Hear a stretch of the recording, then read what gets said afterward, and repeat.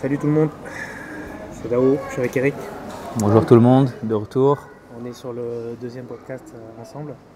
au McDo du Chesnay, Toujours, on pense à notre ami, Pank. toujours. On le cite souvent. Hein. Ouais. Et là, on va essayer de travailler un peu sans filet. On parlait un peu de la nature du podcast. Je trouve ça intéressant la réflexion qu'Eric a eue sur l'avantage de travailler sur un podcast, ce qu'était un podcast en réalité. Et je reprends une phrase que tu as dite,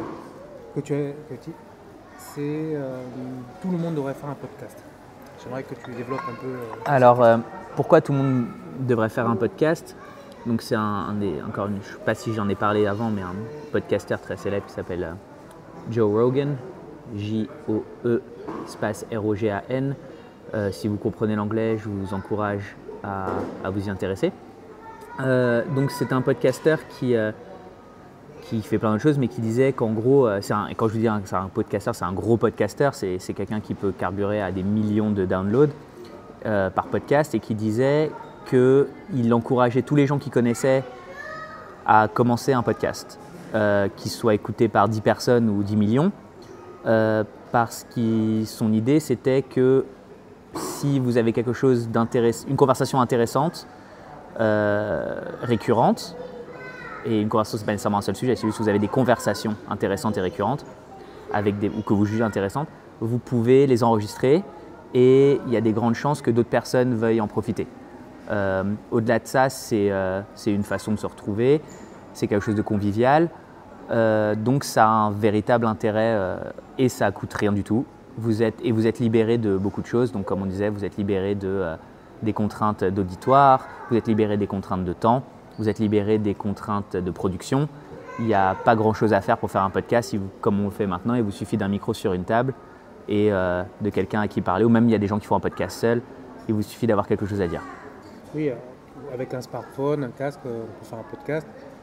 Alors pour la question purement technique, on peut même retravailler derrière si vous voulez incruster une musique de fond ou réétalonner un petit peu l'enregistrement avec des logiciels gratuits comme Audacity.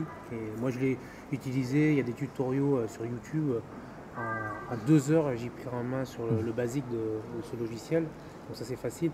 Là pour ce podcast-là, j'ai un peu investi puisque j'ai acheté un enregistreur autonome et un micro cravate. Donc voilà. Et c'est vrai que dans l'idée, j'avais envie aussi de formaliser. En tout cas pour ma part, je voulais faire quelque chose, je voulais construire quelque chose, construire un podcast pour cristalliser nos conversations. Dao est un constructeur. Hein. Oui. Alors attends, je l'interromps parce que je lui avais dit qu'on allait un peu tomber dans quelque chose d'un peu intime. Dao a, selon moi, toujours envie de réaliser quelque chose, il a toujours envie de se lancer dans des nouveaux projets. Et Dao attend toujours l'idée du déclic. Il faut qu'il y ait quelque chose qui le pousse, qu'il y ait un petit coup de pied aux fesses qui le fasse sauter de la falaise. Alors il se tient au bord tout le temps, il regarde, il n'y a pas de vagues, ça a l'air d'être assez profond, il n'y a pas de rochers. Bon, je vais construire une petite maison en haut de la falaise pour mettre des toilettes sèches, puis finalement on va mettre des toilettes à la japonaise. Et puis il attend le coup de pied aux fesses. Moi, mon idée c'est que le fait d'attendre le coup de pied aux fesses, c'est déjà un coup de pied aux fesses. Et un jour, il m'a appelé là en me disant on va faire un podcast. Il m'a envoyé même pas appelé, il m'a envoyé un truc sur Facebook, sur la messagerie, en me disant voilà, regarde, j'ai fait un blog et on va faire un podcast. Et il y a le premier épisode avec Pank. Alors moi j'étais super surpris, super content. Et donc voilà, il y a cette idée de petits coups de pied, au cul pour Dao. Et Dao aime construire les choses alors. Je connais mon problème, je connais mes dysfonctionnements et c'est vrai que j'ai tendance à beaucoup penser, à beaucoup parler, mais je ne suis pas forcément quelqu'un qui va agir derrière. On va essayer de ne pas tomber dans la théosophie. Voilà, la théosophie, les théosophes, comme on nous appelle certaines personnes. Donc voilà, le podcast, voilà, c'est une première réalisation. Et moi j'aimais bien ce que tu disais sur le fait que le podcast c'était vraiment c'était le juste milieu entre la mise en scène et la conversation intime. Oui, je pense que c'est ça. Je pense qu'il y a la conversation intime, parfois, elle est, comme elle est extrêmement informelle, elle n'est pas nécessairement hyper structurée, même si on en tire énormément. Quand c'est trop formalisé, on peut s'interdire certaines choses, s'interdire de dire certaines choses ou être limité. Et le podcast, ça se situe entre les deux. Il faut que je pense qu'on s'impose une certaine pertinence dans le fait dans la conversation, dans les arguments. On essaye de dire quelque chose qui aura une valeur ajoutée, une utilité pour l'auditoire et pour soi. Mais on est quand même hyper libre comme on disait, de partir dans une tangente et de s'arrêter au milieu en disant écoutez, là je ne sais pas vraiment vers quoi je vais, c'est vraiment un cheminement de pensée, c'est pas hyper structuré. Si quelqu'un d'ailleurs qui écoute ce podcast a une référence qui pourrait éclairer ma pensée, j'en serais très content, etc. En plus, il y a quelque chose d'interactif, mais c'est beaucoup plus. Je pense que c'est un des meilleurs compromis qu'on ait trouvé. Et en plus de liberté dans la conversation, tout en la maintenant relativement aiguillée. Relativement. Tu parlais d'espace de liberté aussi. Mm-hmm. Je pense qu'il y a aujourd'hui, l'Internet est encore un espace de liberté. Combien de temps ça va durer? C'est une question que je ne me posais pas et qu'on commence à se poser maintenant avec ce qui se passe aux États-Unis sur la neutralité Internet. Mais il y a une certaine… le podcast est faisable par n'importe qui. Il est pas cher, il est disponible, il est modifiable, il est éphémère, il peut être éphémère, il peut être effaçable, il peut disparaître, il peut revenir. C'est quelque chose de… C'est vraiment un espace, c'est un peu l'agora des temps modernes, je pense.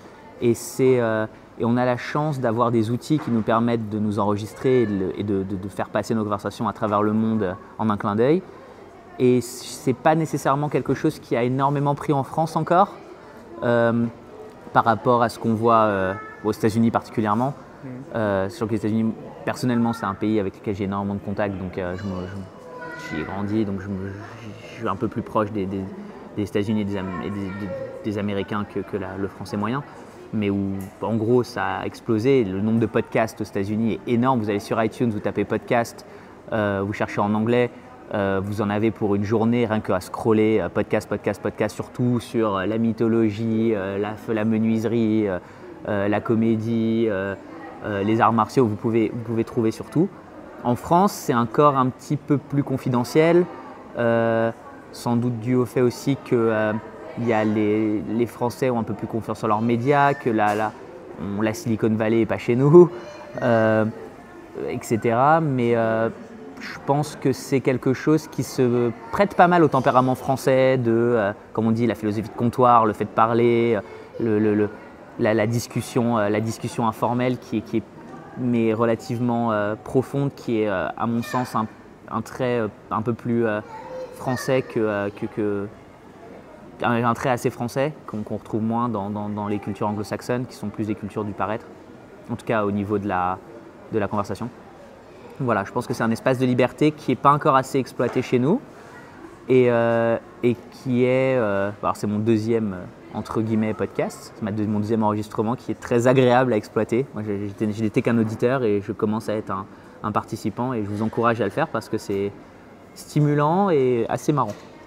Et justement sur la culture française, concernant sa relation au podcast, est-ce que pour l'instant la place n'était pas prise par la radio? C'est possible qu'elle ait été prise par la radio. Même, je pense qu'elle a été pas mal prise par la radio, mais encore une fois, la radio, ça reste un média entre guillemets conventionnel, c'est-à-dire tout le monde n'a pas accès à la radio, c'est-à-dire tout le monde ne va pas être interviewé à la radio. On peut appeler la radio et dire qu'on est en train d'aller au boulot et qu'on veut gagner la cagnotte, mais c'est pas on a donné un peu son avis, mais on n'a pas la même liberté d'être à la fois intervenant et hôte dans la radio. Donc je pense que le podcast est descendant de la radio, mais que c'est quelque chose de différent. C'est pas de la radio internet. Le podcast, c'est du podcast. C'est moins un programme qu'un contenu. C'est pas quelque chose on n'est pas obligé de sortir un podcast à date fixe, à heure fixe. Il y a des gens qui enregistrent 12 podcasts d'affilée et qui les sortent après tous les lundis pendant des mois. Le podcast, c'est pas… encore une fois, c'est vraiment un espace de liberté qui vous enferme moins.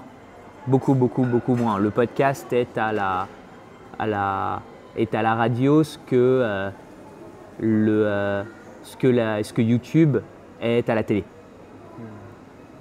Là, j'ai vu là sur quelques podcasteurs qui, notamment je pense au Nomade Digital, deux gars de YouTube ont mis en place un podcast qui s'appelle Nomade Digital et ils avaient à peu près 300 commentaires je crois ou 300 étoiles, 300 notes, ce qui est considéré comme un assez bon podcast en fait, considérant que c'est un sujet assez fermé, oui. C'est un sujet bien particulier qui est autour du marketing et la manière de gagner de l'argent en étant purement nomade digital.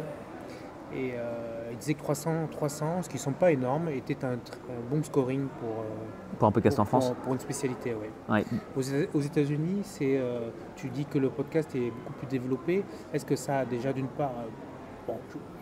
si on considère le coefficient multiplicateur du nombre de population par rapport à la France, est-ce que c'est quelque chose qui est impactant dans la vie des gens? C'est-à-dire est-ce qu'on a observé, on va dire, des tendances par rapport au podcast, c'est-à-dire des gens… Clairement, je pense que oui, mais après ça reste… Alors, quand je dis que ça s'est énormément démocratisé aux États-Unis, ça ne veut pas dire que tout le monde a un podcast, tout le monde fait un podcast sur son Porsche.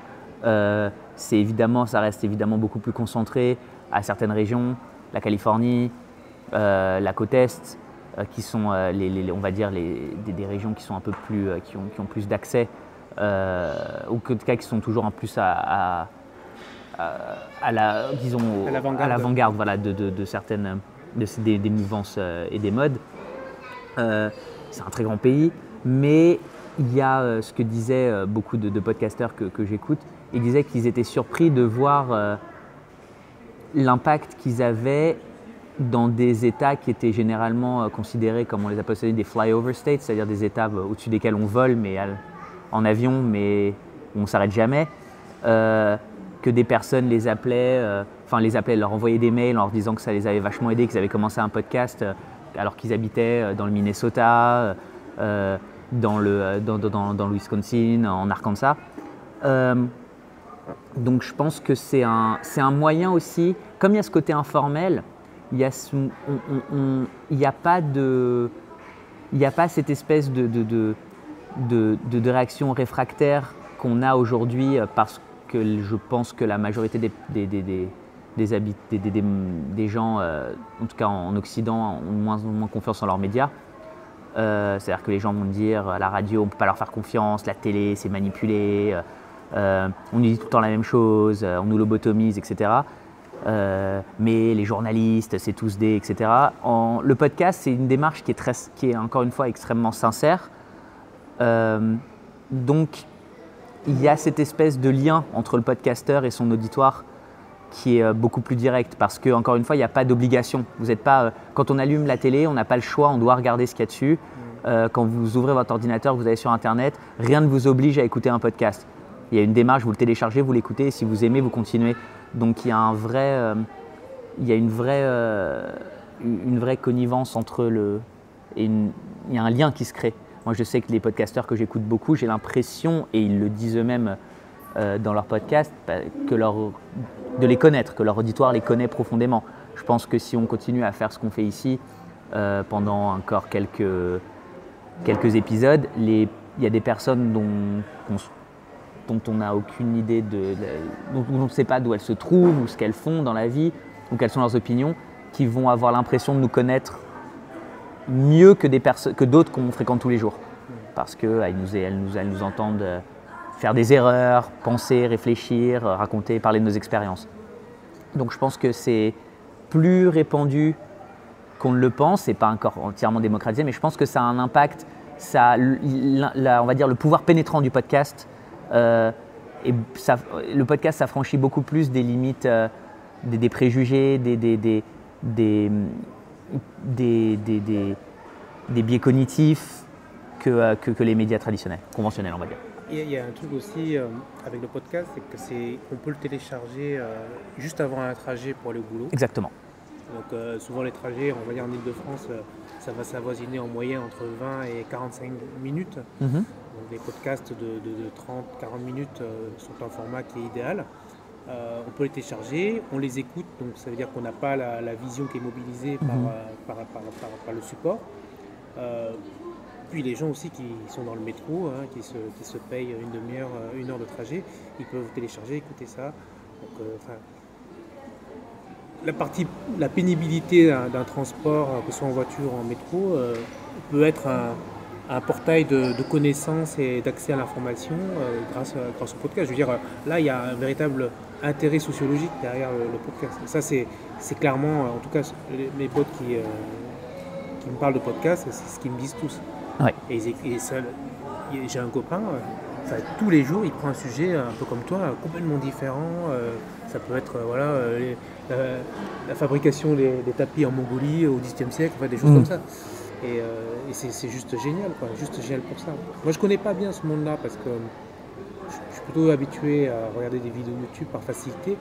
Et le podcast, comme tu dis, ça demande une certaine démarche. Il faut aller chercher, il faut aller télécharger, il faut scroller. Au bout d'un moment, tu tombes, tu as des chaînes, c'est-à-dire que tu as on va dire, tu as des personnes, donc tu as des feeds, tu as des personnes que tu écoutes plus ou moins à répétition.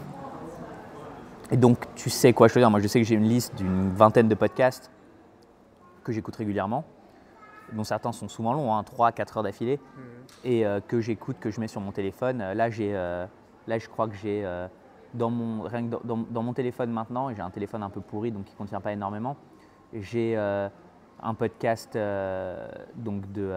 sur le MMA, avec Ben Askren, pour ceux qui connaissent, et un podcast sur la chasse. Je chasse pas, j'aimerais beaucoup chasser ça pourrait être un sujet intéressant, philosophique et éthique, sur la chasse et qui est les deux, je pense qu'en combiné, il doit en avoir pour 6 heures de podcast que j'ai déjà commencé à écouter et que je suis sûr de finir. Tu utilises quel logiciel, quelle application? J'utilise iTunes, parce que… sur ton téléphone? Non, sur mon téléphone, j'ai un Android. J'ai un player. C'est un téléphone, c'est le plus basique des smartphones que j'ai pu trouver. Donc c'est vraiment, je drague le truc l'un dans l'autre. C'est pas. C'est MP3 que tu c'est vraiment MP3. Et j'écoute ça dans le truc musique de mon téléphone. Mais si vous êtes un peu plus sorti des cavernes que moi, vous pouvez avoir quand j'avais un téléphone un peu moderne. C'est très super facile à gérer. Et alors, il y a beaucoup d'applications, je sais, pour ça. Il y a Podcast Addict. Exactement, ouais. Donc c'est à vous de chercher et vous trouverez ce qui vous correspond le mieux. Il y a beaucoup de gens qui utilisent iTunes aussi par paresse, par paresse. On va dire, faut pas dire par paresse, par facilité. Et la facilité, il n'y a pas nécessairement de honte à aller dans la facilité, vu que iTunes organise très bien sa plateforme podcast. Donc voilà. Donc je me disais, oui. Alors Dao. Moi, j'ai une question à te poser. Décidément. Attention, décidément. Ah bah oui, Dao, il pensait qu'il allait être haute, tranquille, alors il se frotte la tête. Je suis le meilleur questionneur. Ah bah oui, c'est pour ça qu'on te pose des questions. Tu parles de liberté, donc dans le podcast. D'un seul coup, tu es venu comme ça, tu as ramené ton micro. Je t'ai dit, moi j'adorerais participer, si on faisait ça le plus tôt possible. En 2 jours, c'était bouclé et on est en train de faire notre deuxième enregistrement. Qu'est-ce qui t'a poussé à faire ce podcast? Quel a été le déclic justement? Et qu'est-ce que ça représente pour toi de faire un podcast? Donc on va se baser au niveau février. Qu'est-ce que ça représente? Est-ce que c'est important? Pourquoi est-ce que c'est devenu un moment crucial, vu que tu ne l'aurais pas fait si ça ne l'était pas, de faire… Pourquoi c'était crucial de faire un podcast?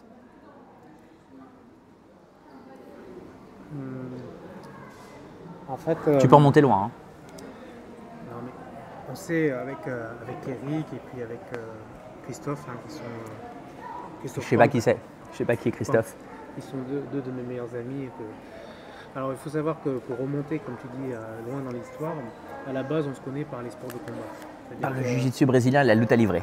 je pense que ces deux personnes font partie des gens qui m'ont fait le plus mal physiquement, dans une certaine mesure. Hein, ça reste cadré. Hein, c'est pas, je veux dire, je suis pas parti à l'hôpital, mais j'ai un peu souffert physiquement avec eux, parce on a fait le jiu-jitsu brésilien ensemble, lutte à livre. Ça changera votre vie, mettez-vous-y. Voilà, donc on se connaît par les sports de combat.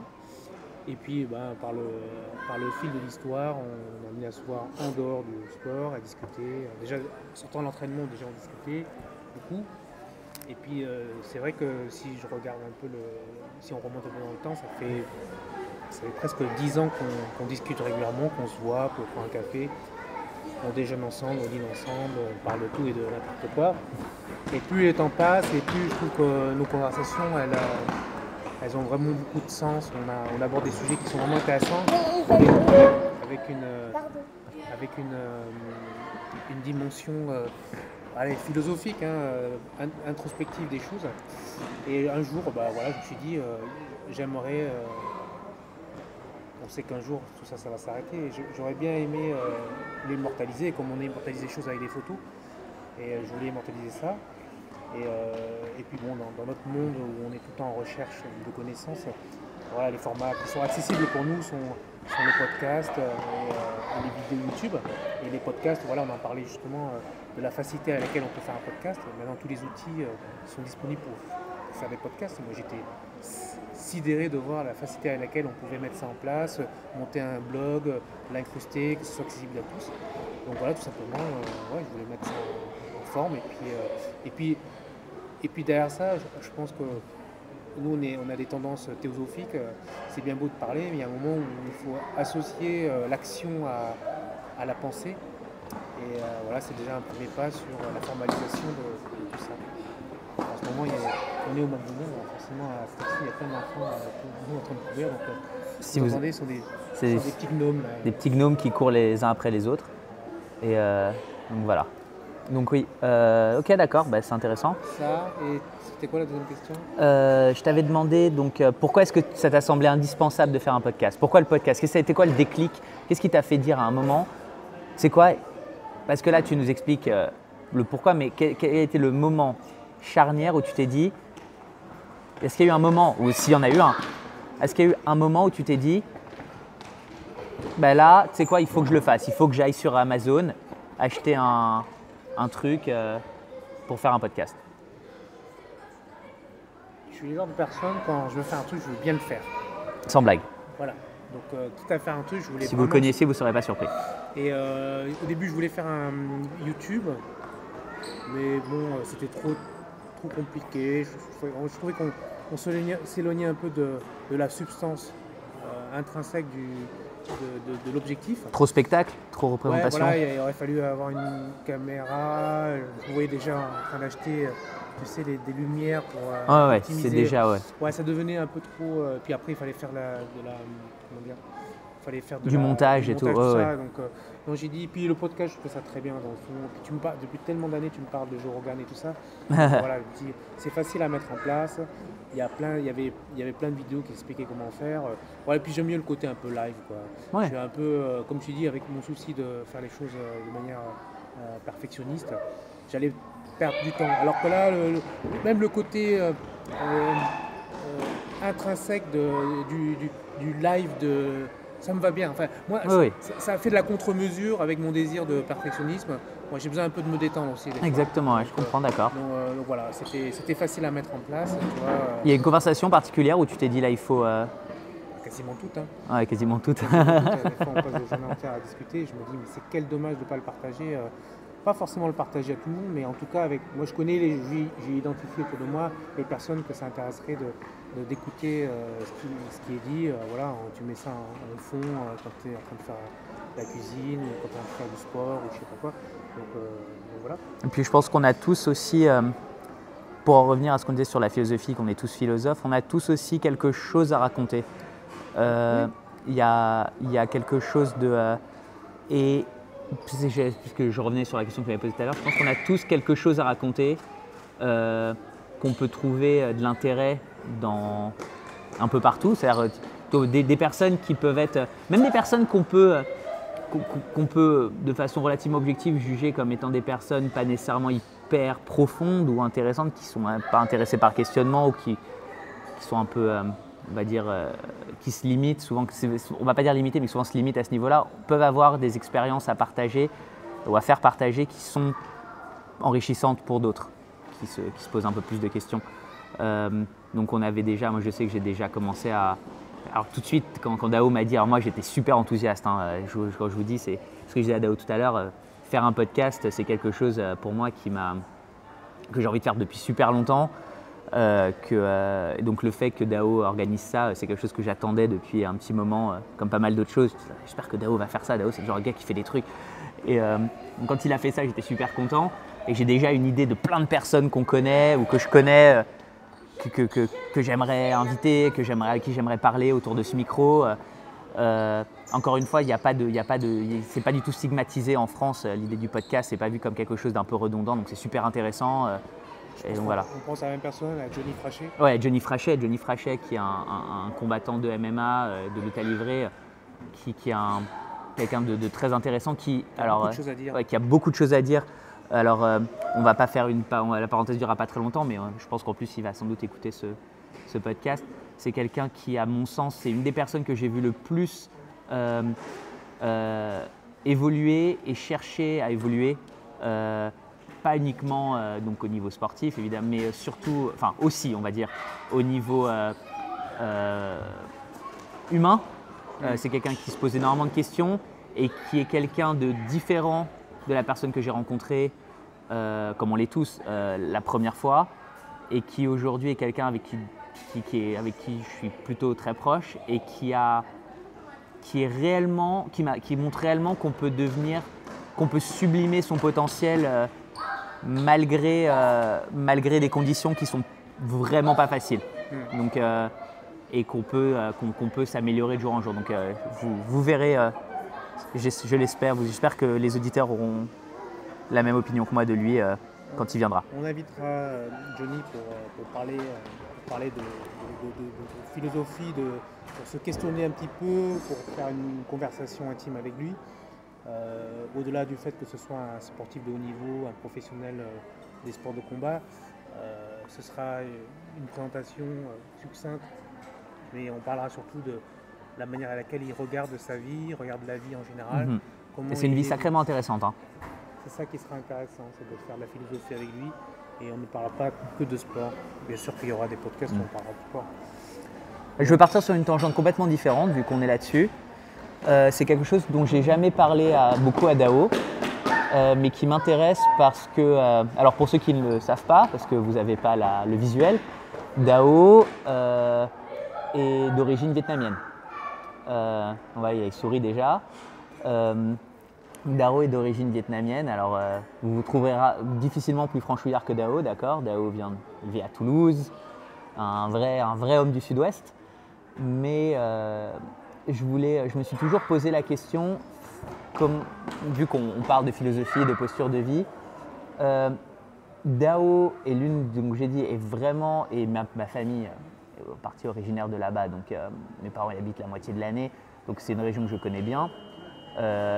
Donc je peux, en toute connaissance de cause, dire que Dao est un homme du Sud-Ouest. Comment est-ce que, surtout tu as grandi dans une époque qui était un peu pré-mondialisée, comment tu vis le fait d'être un homme du Sud-Ouest dans un corps d'homme du Sud-Est asiatique? Est-ce qu'il y a, et tu as donc toi, Dario, tu es marié avec quelqu'un qui est donc pas du tout originaire d'Asie.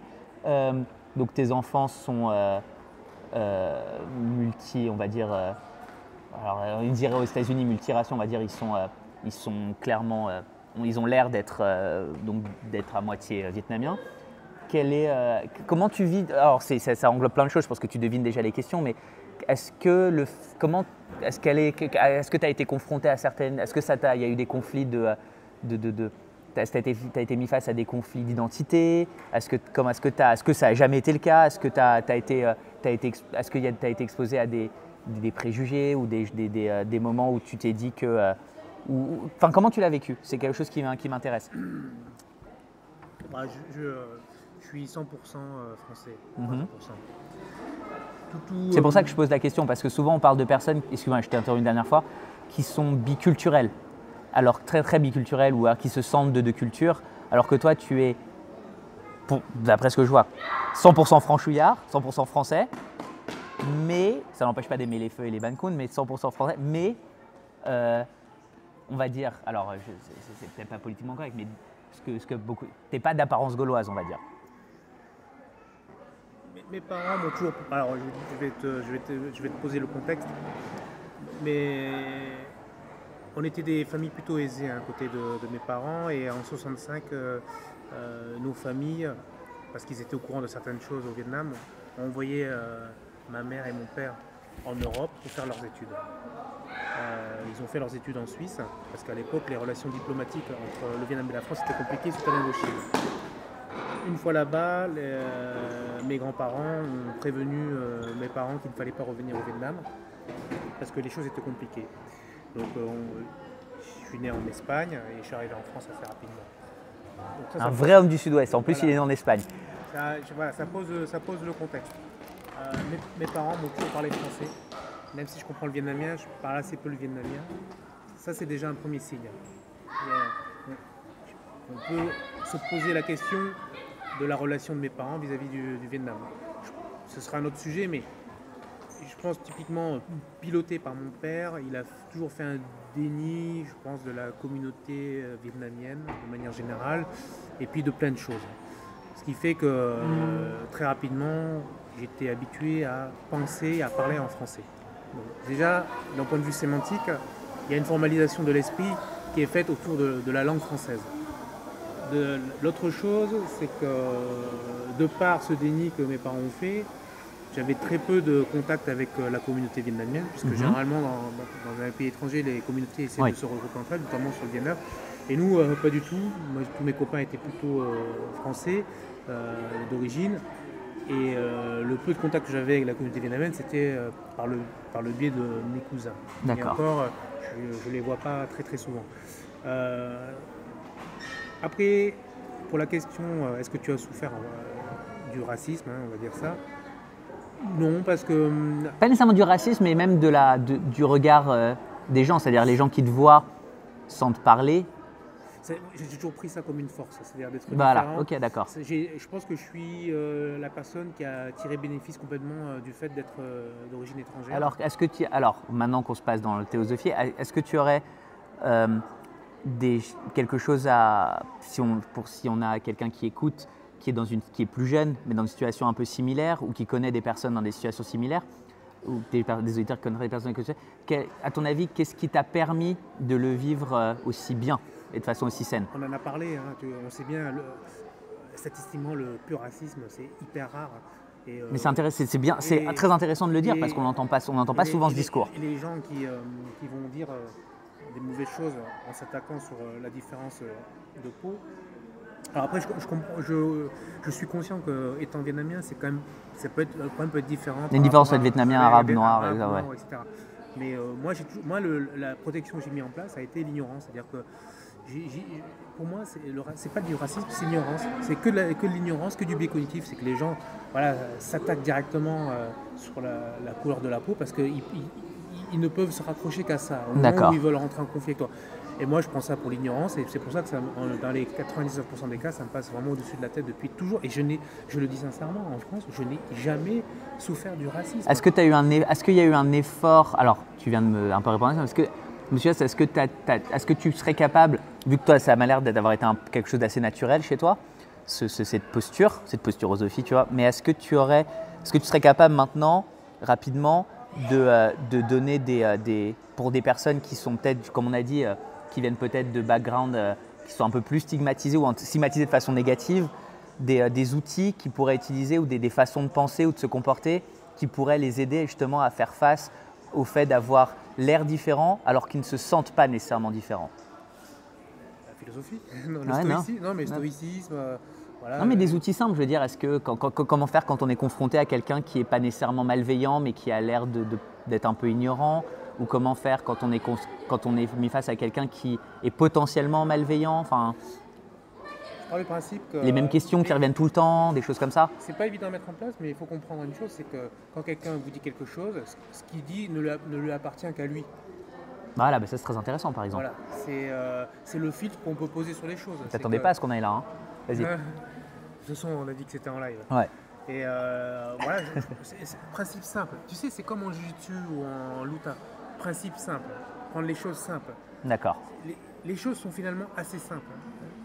Comme disait toujours le même, sorti du fait qu'on ait un toit et qu'on n'a pas froid et qu'on mange bien, les choses sont très simples.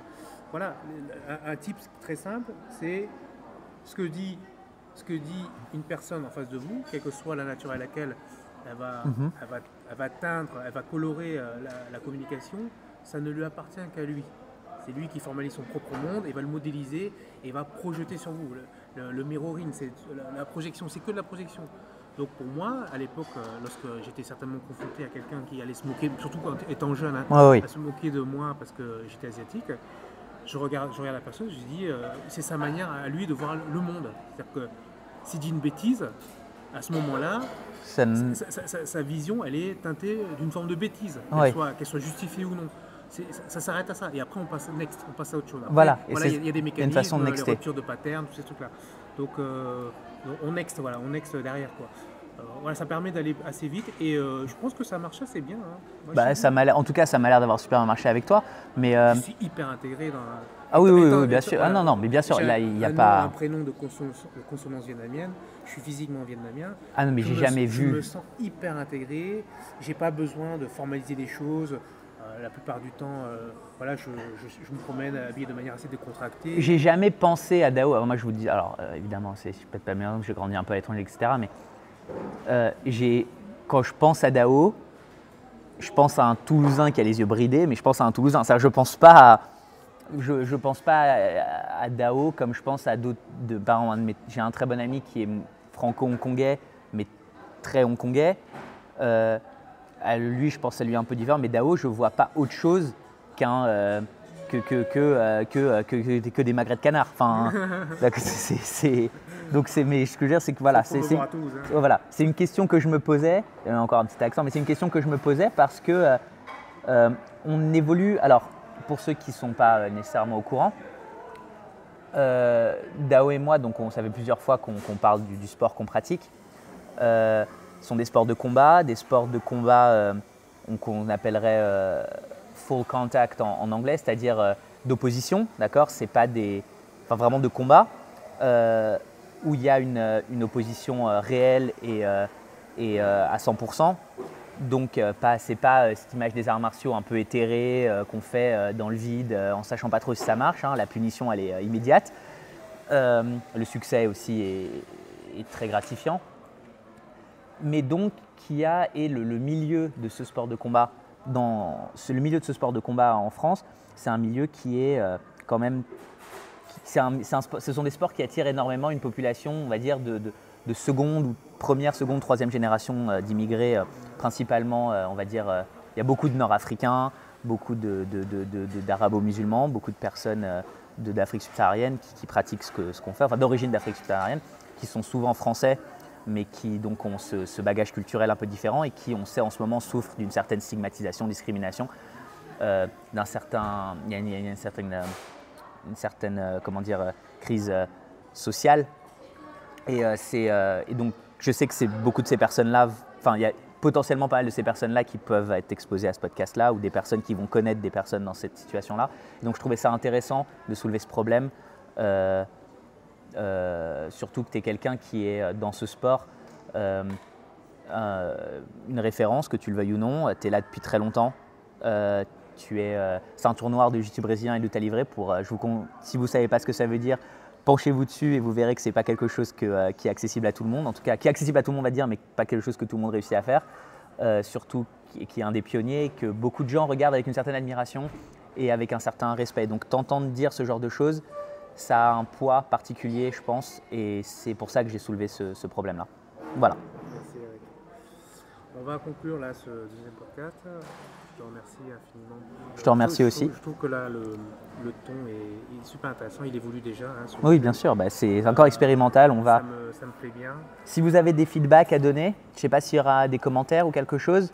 Ouais, pour l'instant, il n'est pas complètement formalisé. Mais si vous avez du feedback, ce serait très intéressant, d'accord. Si vous nous connaissez et que vous écoutez le podcast aussi, parce que je pense que en ce moment, on va surtout toucher des personnes qu'on connaît. Oui, voilà. Ce serait très intéressant. Ou si vous connaissez des personnes en commun qui vous avez été recommandées, on est ouvert à toute forme de feedback. En tout cas, moi, donc si vous trouvez que s'il y a des choses dont vous voulez qu'on parle, soyez ouverts, des invités que vous voulez recommander, des recommandations sur même technique, de tout. Moi, je pense que ce serait super. C'est participatif, c'est vraiment une agora. Bon, allez. Allez, on va déjeuner. Allez, salut. Bisous.